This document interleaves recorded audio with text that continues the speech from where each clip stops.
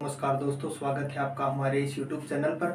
आज के इस वीडियो में हम 4 सितंबर के महत्वपूर्ण करंट अफेयर्स के क्वेश्चन पर डिटेल में चर्चा करेंगे। तो चलो हम वीडियो को स्टार्ट करते हैं। हमारा पहला क्वेश्चन क्या है? पहला क्वेश्चन है मणिपुर के नए राज्यपाल कौन बने हैं? तो वो बन गए हैं एल गणेशन। कौन बन गए हैं?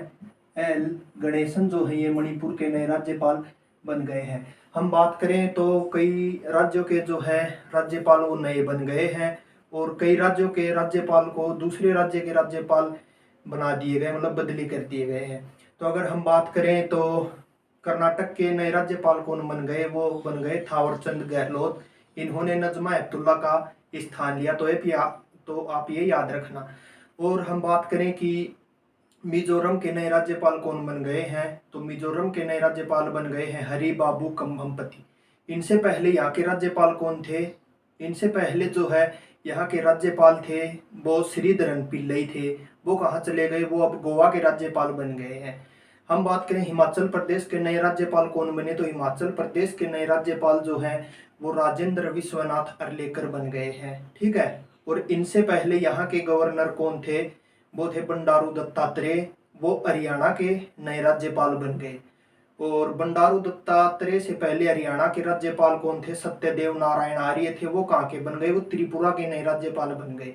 और त्रिपुरा के नए राज्यपाल सत्यदेव नारायण आर्य से पहले कौन थे? वो थे रमेश बैस। वो कहाँ के बन गए? वो झारखंड के बन गए। ठीक है। तो आप ये कुछ राज्यों के जो नए राज्यपाल बने हैं इन्हें याद रखना। हमारा नेक्स्ट क्वेश्चन क्या है? नेक्स्ट क्वेश्चन है किस शहर के नगर निगम को वाटर प्लस शहर घोषित किया गया?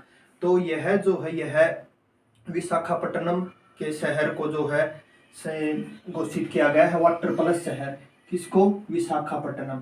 विशाखापट्टनम के जो है ग्रेटर विशाखापट्टनम को इसमें वाटर प्लस शहर घोषित किया गया है। यह सर्टिफिकेट किसे दिया जाता है? यह वाटर प्लस का सर्टिफिकेट उसे दिया जाता है जो कि ODF ओपन डेफिशिएंसी प्लस, मतलब ओपन डेफिशिएंसी फ्री का जो सभी मानक हैं उनको पूरा करे, उसे यह सर्टिफिकेट दिया जाता है। हम बात करें कि वाटर प्लस से सर्टिफिकेट पाने वाला पहला शहर कौन था? तो वह इंदौर था। ठीक है। तो आप ये याद रखना। हम बात करें कि नल से हर घर जल पहुंचाने वाला पहला राज्य कौन बना? तो वह गोवा बना। और भारत सरकार का जो है लक्ष्य कब तक का है? हर घर नल से जल पहुंचाने का 2024 तक का। तो आप ये याद रखना।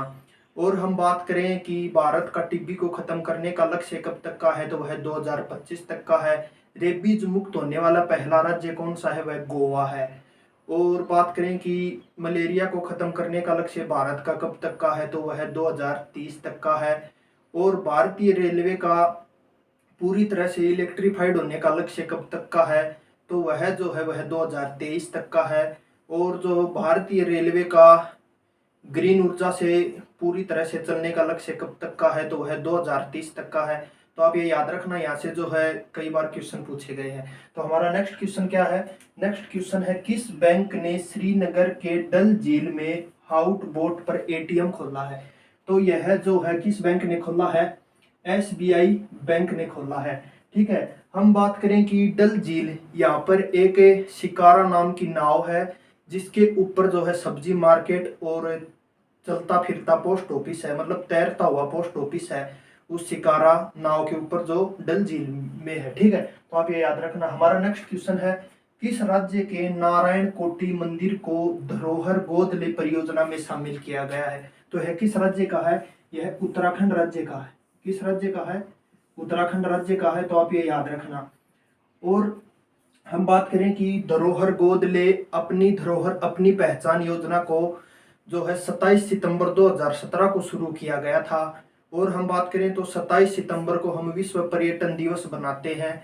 और हम बात करें कि भारत की विश्व धरोहर स्थल में कितने स्थल शामिल है भारत के? तो 40 स्थल शामिल है। 40वां स्थल कौन सा बना है? वह बना है गुजरात का धोलावीरा। तो आप ये याद रखना। हम नेक्स्ट क्वेश्चन पर चलते हैं। हमारा नेक्स्ट क्वेश्चन क्या है? किस कंपनी ने कोयले का इस्तेमाल किए बिना दुनिया की पहली स्टील बनाई है? तो यह जो है किस देश की है? यह स्वीडन की कंपनी है।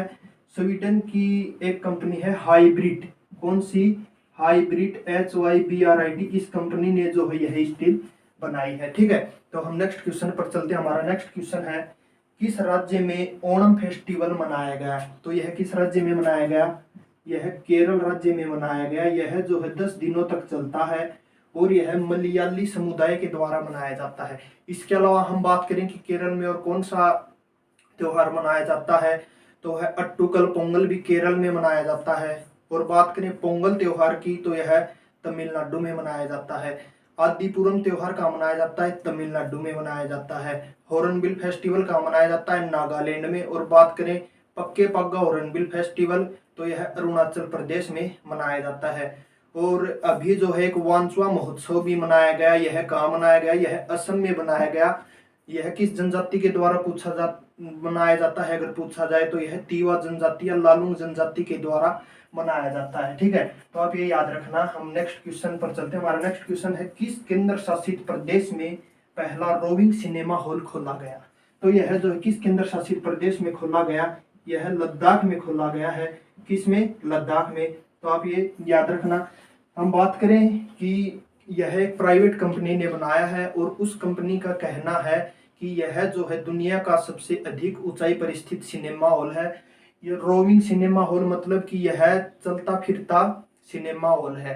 ठीक है, तो आप ये याद रखना। हमारा नेक्स्ट क्वेश्चन क्या है, हमारा नेक्स्ट क्वेश्चन है केंद्रीय सतर्कता आयोग ने, सेंट्रल विजिलेंस कमिश्नर CVC आयोग ने जो है इसे सलाहकार बोर्ड का अध्यक्ष नियुक्त किया है। तो ये जो है TM भसीन को नियुक्त किया गया है। किसे, TM भसीन को। और इन्हें जो है दोबारा से इस बोर्ड के अध्यक्ष के रूप में नियुक्त किया गया है। तो आप ये याद रखना। हमारा नेक्स्ट क्वेश्चन क्या है, नेक्स्ट क्वेश्चन है कोविड-19 के लिए दुनिया की पहली DNA वैक्सीन जाइकोव-डी किस कंपनी ने बनाई है। तो यह जो है यह जाइडस कैडिला कंपनी ने बनाई है। किस कंपनी ने, जाइडस कैडिला कंपनी ने बनाई है। यह जो है पूछा जाए कि कहाँ की कंपनी है, तो यह भारत की कंपनी है। यह एक गुजरात बेस्ड कंपनी है और इसने यह जाइकोव-डी वैक्सीन बनाई है। यह जो है यह 3 डोज वैक्सीन है और इसमें इंजेक्शन नहीं लगाया जाएगा, इसमें एक बैंडेड लगाई जाएगी। और यह 12 साल से अधिक उम्र के छात्रों को जो है लगाई जाएगी। तो आज के हमारे कुछ महत्वपूर्ण जो है करंट अफेयर्स थे। कल जो है हमें अगले नए करंट अफेयर्स पर चर्चा करेंगे। और आप अगर टॉपिक वाइज करंट अफेयर्स पढ़ना चाहते हैं, डेली करंट अफेयर्स पढ़ना चाहते हैं तो चैनल को सब्सक्राइब कर लेना। ठीक है, मिलते हैं हम नेक्स्ट वीडियो में। तब तक के लिए जय हिंद, जय भारत, धन्यवाद।